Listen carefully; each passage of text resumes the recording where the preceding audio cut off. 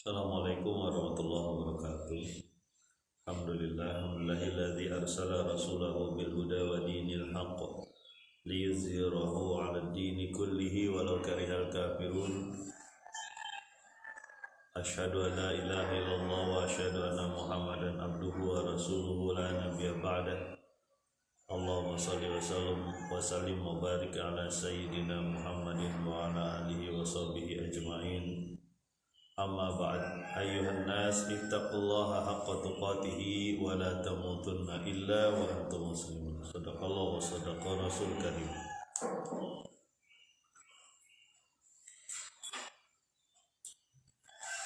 Alhamdulillahirabbil alamin, jamaah kampung takwa asdan rahimakumullah. Mari kita lanjutkan lagi, masih di surat Al-Ahzab. Sudah kita sampaikan bagaimana keadaan kondisi kota Madinah pada saat itu, pada saat peperangan Khandaq, saat yang sangat genting di mana puluhan ribu orang mengepung kota tersebut. Kaum muslimin diserang oleh tiga arah depan kaum Quraisy dan Bani Ghatafan, arah belakang kaum Yahudi Bani Quraidah, dan di dalam kaum muslimin sendiri ada orang-orang munafik yang berusaha untuk menghancurkan barisan kaum muslimin. Bahkan mereka menganjurkan kepada kaum muslimin untuk pulang, tidak berjaga-jaga di Khandaq atau parit itu, dan mereka pun meminta izin kepada Nabi dengan alasan rumah-rumah mereka terbuka, rumah mereka tidak ada penjaga, jadi mereka mau pulang untuk menjaga keluarganya. Dan Allah menyebutkan bahwa orang-orang munafik ini sebenarnya tidak terbuka rumahnya, cuma itu alasan untuk lari. Mari kita lanjutkan di ayat ke-14 dan ayat ke-15 surat Al-Ahzab. Bismillahirrahmanirrahim. Walau dukhilat alaihim min aqtariha thumma su'ilul fitnata la'atauha wa ma talabbathu biha illa yasira. Dan jika datang masuk atau diserang kepada mereka dari seluruh penjuru, lalu diminta kepada mereka untuk murtad atau kembali kepada fitnah, pasti mereka akan melakukannya dan tidaklah mereka menundanya kecuali dengan singkat. Nah, ini Allah gambarkan bagaimana tipisnya orang-orang munafik keimanannya. Jadi disampaikan kalau saja mereka menyerang masuk ke dalam kota Madinah dari segala penjuru, kemudian diminta untuk murtad, kembali kepada agamanya yang dulu, pasti mereka akan melakukannya segera, dengan waktu singkat. Kalau kita lihat kondisi ini adalah kondisi sebenarnya belum terjadi penyerangan. Beda antara terjadi penyerangan dengan belum terjadi. Penyerangan masih di luar, masih belum ada orang-orang yang masuk ke dalam kota Madinah, kira-kira begitu. Tapi orang-orang munafik itu sudah menunjukkan sifat aslinya, sifat yang sangat tipis ya, keimanannya sangat tipis, sudah ditunjukkan ketika baru ada pengepungan, belum diserang belum ya. Dan ya memang sifat-sifat ini akan ada terus hingga hari kiamat. Ketika resiko ataupun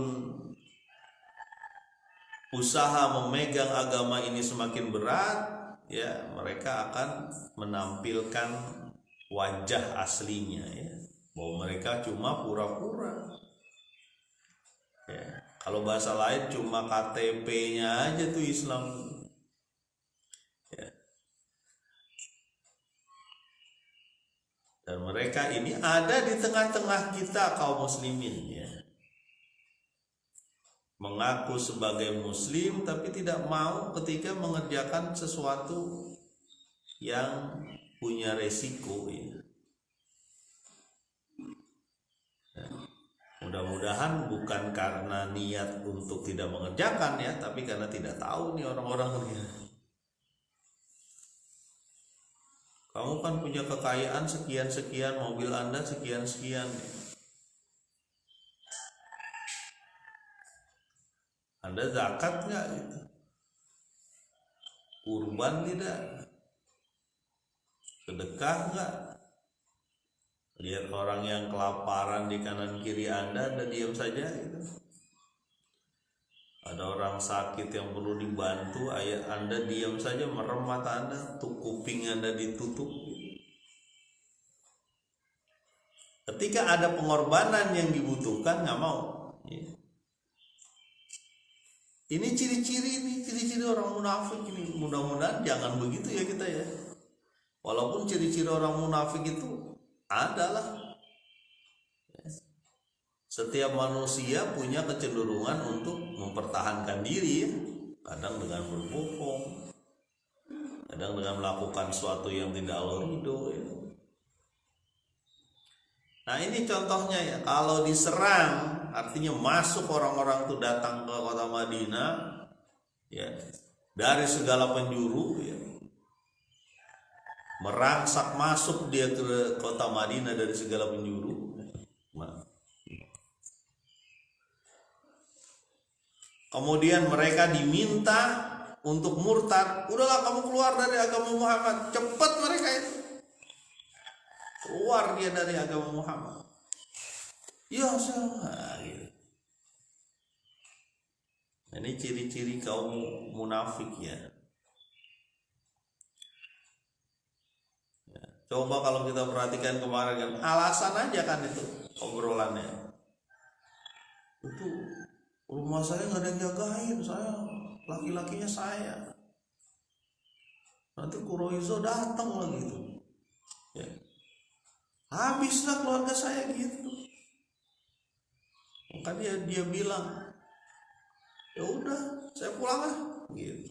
Nggak cuma begitu, dia ngajak orang lain tuh. Naudzubillah nih ya.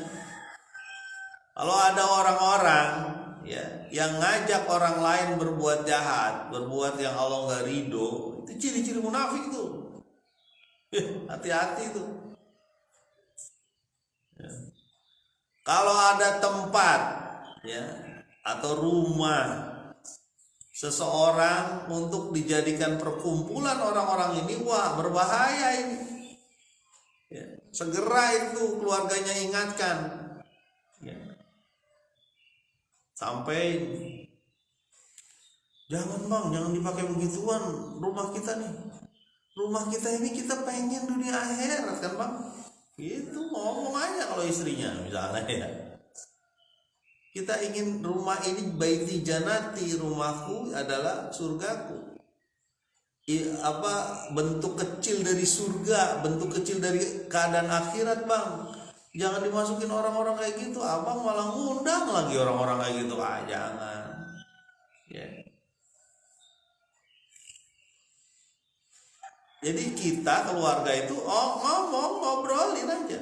Karena berbahaya teman, bukan cuma sekarang kita senang, nanti anak kita tumbuh dengan keluarga yang begitu ya. Keluarga yang setiap hari mungkin dilihat orang-orangnya nggak ada keriduan Allah di situ. Ya.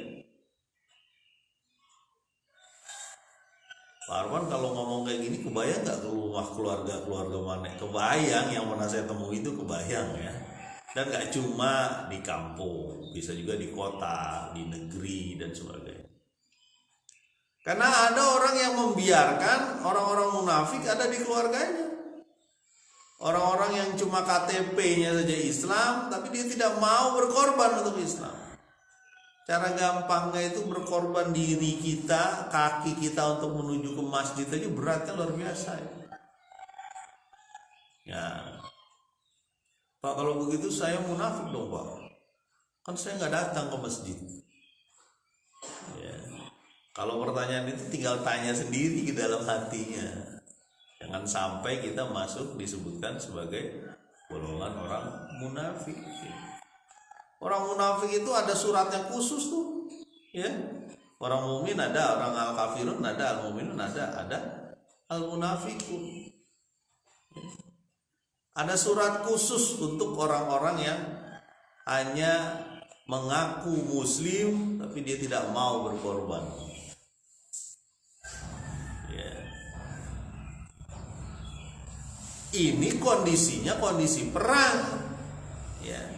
Kalau orang-orang Madinah pada saat itu mereka mau sholat, makanya saya bilang munafik Madinah pada saat itu, ya, malah mau sholat, datang ke masjid, ya, berada sama Nabi. Nah, repot yang sekarang, ya.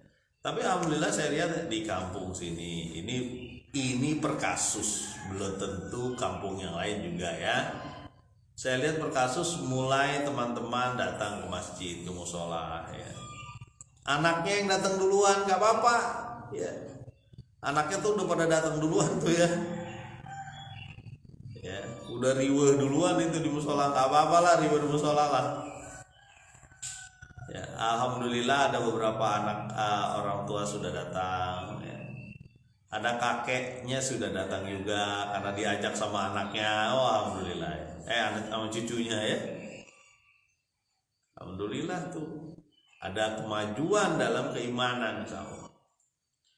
Dan ada indikator lain gitu. Kalau kampung terus mendekati keimanan, salah satu indikatornya adalah kampungnya semakin murah hati, semakin dermawan, semakin tinggi tingkat sedekah, semakin tinggi jumlah korban, ya, korban dalam Idul Korban, Idul Adha, ya, semakin tinggi niat untuk memperbaiki rumah-rumah ibadah misalnya, ya, semakin punya rasa terhadap saudara-saudaranya yang kesulitan, ya.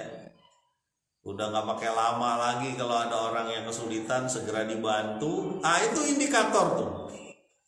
Indikator orang mukmin atau kampung itu menjadi semakin takwa ya. Ada indikatornya.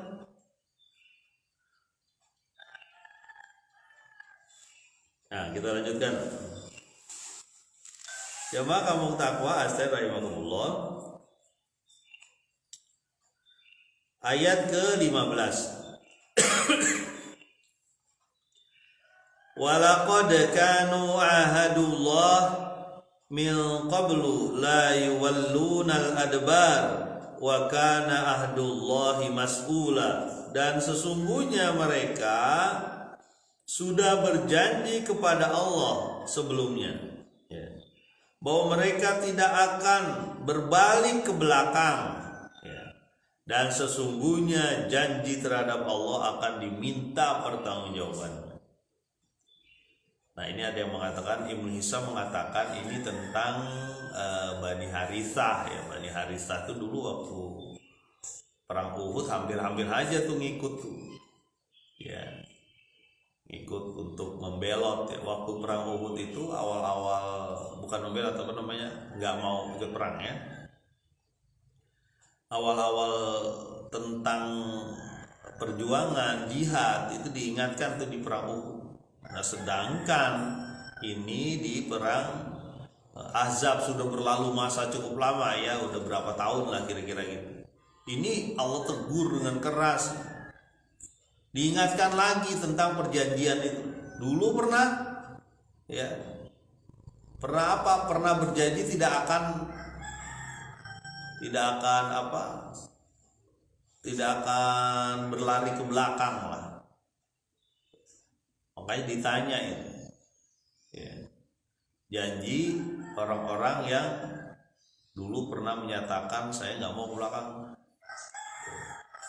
Tapi di kondisi ini ternyata ada orang-orang yang melupakan janjinya. Memang tidak disebutkan secara spesifik ya siapa saja orang-orangnya itu. Memang Al-Quran itu begitu ya. Sifatnya yang diungkapkan, kecuali memang dibutuhkan betul berkali-kali diulang dan sebagainya, baru disebutkan ya, seperti Firaun disebutkan ya, Musa, Samiri pun disebutkan ya. Tapi ada beberapa gaya pengungkapan Al-Quran itu dia tanpa menyebutkan orang-orangnya ya. Karena yang seperti ini berulang-ulang terus tuh. Nanti ketemu lagi ya. Jadi mereka ini sudah berjanji, mungkin udah pernah ngomong kalian sama Rasulullah, enggak ada, kalau ada perang atau ada apa saya tetap mau sama engkau ya Rasulullah. Begitu. Jadi surat Munafikun kan begitu. Sungguhnya engkau adalah Rasulullah. Allah tahu bahwa engkau Rasulullah. Tapi Allah sebutkan bahwa orang-orang munafik itu orang-orang yang pembohong, pendusta. Nah di sini di surat Azab itu dikupas satu-satu tuh, ya, tipe-tipe pembohong, tipe-tipe yang tertarik atau nempel dengan tarikan darah, dengan tarikan daging, dengan tarikan bumi, sehingga mereka mengkhawatirkan jika keselamatan keluarganya berbahaya ya. Keselamatan keluarganya akan rusak kalau dia memegang Islam. Jadi walaqad kanu ahadullaha min qablu. Ya, sudah berjanji mereka. La yuwallunal adbar, enggak bakal berpaling. Enggak bakal balik ke belakang, enggak bakal meninggalkan Rasul. Ya. Dulu saya pernah tuh dulu waktu kecil ya. SMP kalau nggak salah seingat saya tuh. Masih ingat mungkin teman SMP saya diundang ulang tahun ya. Diundang ulang tahun orang yang tidak seakidah dengan kita. Disediakan apa? Disediakan minuman yang memabukkan dulu. Ya. Itu sampai terjadi kayak gitu ya dulu itu. Padahal waktu itu masih zaman Orde Baru lah dulu ya. Disediakan minuman yang memabukkan itu saya nolak kan. Teman saya mau tuh, nggak apa-apa kan kalau sedikit gitu ya. Kacau sih.